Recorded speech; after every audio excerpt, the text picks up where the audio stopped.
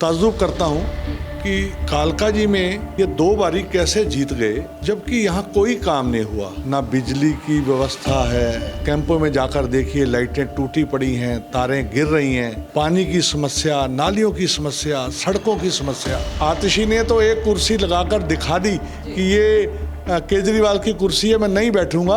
जो मेरा नुमाइंदा होगा वो उस इलाके का एमएलए होगा। नमस्कार दर्शकों, बहुत बहुत स्वागत है आप सभी का हमारे चैनल पॉलिटिकल अड्डा में और मैं हूं आपके साथ शिवानी मांगवानी। तो इस वक्त मैं मौजूद हूं दिल्ली के कालकाजी विधानसभा क्षेत्र में, जो कि सबसे ज़्यादा चर्चित है क्योंकि जो दिल्ली की अभी मौजूदा सीएम है वो यहीं का कार्यभार संभाल रही हैं एक विधायक के तौर पर। तो यहाँ पर हमारे साथ हैं केएस दुग्गल जी, जो कि वरिष्ठ जिला उपाध्यक्ष हैं और अनुमान है कि वो यहाँ से टिकट उनको मिलता है तो चुनाव भी बहुत जल्द यहाँ से लड़ेंगे और उनकी पूरी तैयारी है। तो इन सब चीज़ों को लेकर उनसे बात करेंगे कि आखिर वो अगर यहाँ से चुनाव लड़ते हैं तो यहाँ की जनता के लिए क्या कुछ करेंगे, क्या बदलाव करेंगे, कैसे जनता को वो चीज़ें सुविधा उनको दे पाएंगे जो कि मौजूदा सरकार नहीं दे पाई है। तो इन सब चीज़ों को लेकर उनसे बात करते हैं। सर, सबसे पहले आपका बहुत बहुत स्वागत है। नमस्कार।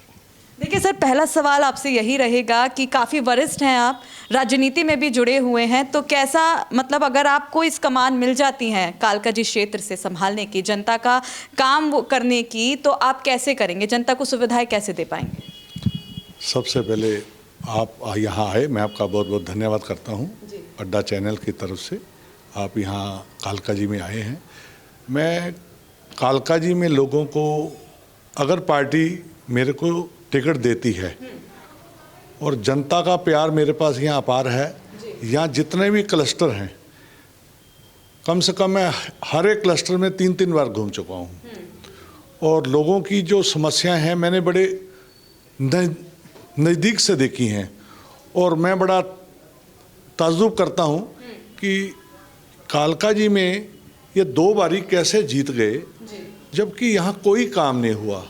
ना बिजली की व्यवस्था है, आप कैंपों में जाकर देखिए लाइटें टूटी पड़ी हैं, तारें गिर रही हैं और पानी की समस्या, नालियों की समस्या, सड़कों की समस्या, बहुत बुरा हाल है।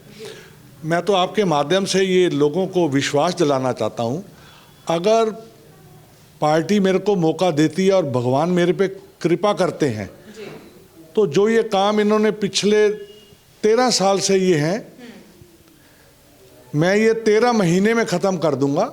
मेरा पहला मुद्दा ये रहेगा कि यहाँ की सड़कों को दुरुस्त करना, सीवर को ठीक करना और कचरे की व्यवस्था को ठीक करना। और इससे ज़्यादा तो समस्याएं तो बहुत हैं यहाँ, तो देखते हैं पार्टी क्या करती है।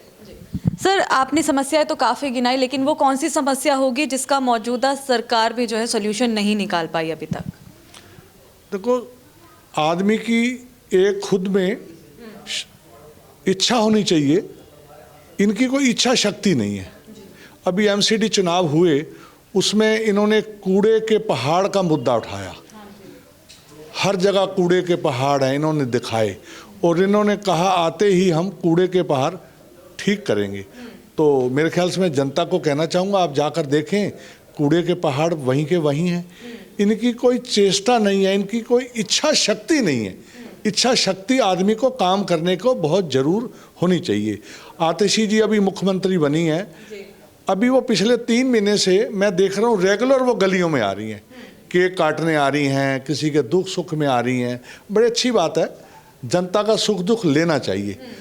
पर मैं उनसे पूछना चाहता हूँ कि आज से पहले जब वो विधायक के बाद मंत्री बनी और मंत्री के बाद मुख्यमंत्री बनी, तो मेरे को ये बता दें कि वो इस 3 महीने मुख्यमंत्री में कितनी बार आई और जब वो विधायक थी तब कितनी बार आई और मंत्री बनने के बाद कितनी बार आई। तो मैं तो लोगों को ये विश्वास दिलाता हूँ, अगर मेरे पे लोगों ने, भगवान ने भरोसा किया और लोगों ने भरोसा किया तो मैं खुद एमएलए नहीं बनूंगा, मैं हर गली में, हर मोहल्ले में एमएलए बनाऊंगा और उनको पावर दूंगा और उनका कॉन्टैक्ट सीधा जनता से होगा और उनका जो कॉन्टैक्ट है वो आगे मेरे से होगा। इतनी बड़ी फील्ड है, 2 लाख के करीब वोटर हैं, हर आदमी पे मैं चाहूँ तो मिल नहीं सकता। हर आदमी मेरे को मिलना चाहता है, वो मेरे से कैसे पहुँचेगा, कहाँ मिलेगा। तो मेरी जो इच्छा शक्ति है, मैं हर गली में, हर मोहल्ले में एक एमएलए बनाऊंगा। एमएलए वो होगा, मैं एमएलए नहीं होऊंगा। आतिशी ने तो एक कुर्सी लगाकर दिखा दी कि ये केजरीवाल की कुर्सी है, मैं नहीं बैठूंगा। मेरे वार्ड के अंदर, मेरे क्षेत्र के अंदर जो कुर्सी लगेगी उस पर मैं नहीं बैठूंगा। जिसको मैं एमएलए बनाऊंगा, जो मेरा नुमाइंदा होगा, वो उस इलाके का एमएलए होगा, वही बैठेगा और वही जनता से संवाद करेगा। मैं तो ऊपर घूमकर कैसे उसको सिस्टम में लाना है, कैसे उसको काम करवाना है, मैं तो इसी में ध्यान दूंगा। सर, बहुत बढ़िया बात आपने कही, लेकिन अगर आतिशी जी की बात करें तो एक महिला है, तो क्या लगता है कि इस चुनाव में महिला वोटर्स जो हैं उन्हीं को सपोर्ट करेंगे और एक महिला होने के नाते उनको ज़्यादा फ़ायदा इस चीज़ का मिलेगा, और एक वो दिल्ली की सीएम है इस वक्त, उसका भी उनको फ़ायदा क्या मिलता हुआ नज़र आ रहा है? देखो, आपने सीएम का नाम लिया, वो एक खड़ाऊ सीएम है, चलाऊ सीएम है, वो फुल सीएम नहीं है।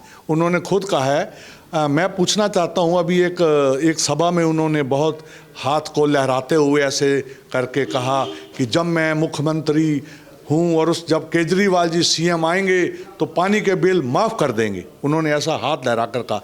मैं उनसे पूछना चाहता हूँ, केजरीवाल जी आएंगे या नहीं आएंगे ये श्योर नहीं है। हमने ये सोचा है और यहाँ की जनता ने ये ठाना है, केजरीवाल जी जाने वाले हैं। अच्छा। आने वाले नहीं हैं, जाने वाले हैं।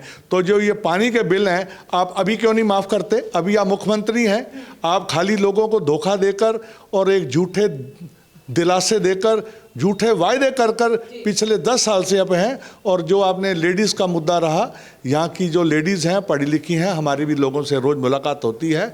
ये गलियों में जाकर देखिए, लेडीज़ कितनी लेडीज़ यहाँ गिरी हैं, लोगों के हाथ पैर टूटे हैं, मोटरसाइकिल में लोग गिरे हैं। तो इनका कोई ऐसा सब झूठ का पुलिंदा है। और अगर मेरे को मौका मिला तो मैं बताऊंगा झूठ का पुलिंदा कैसे खोला जाता है।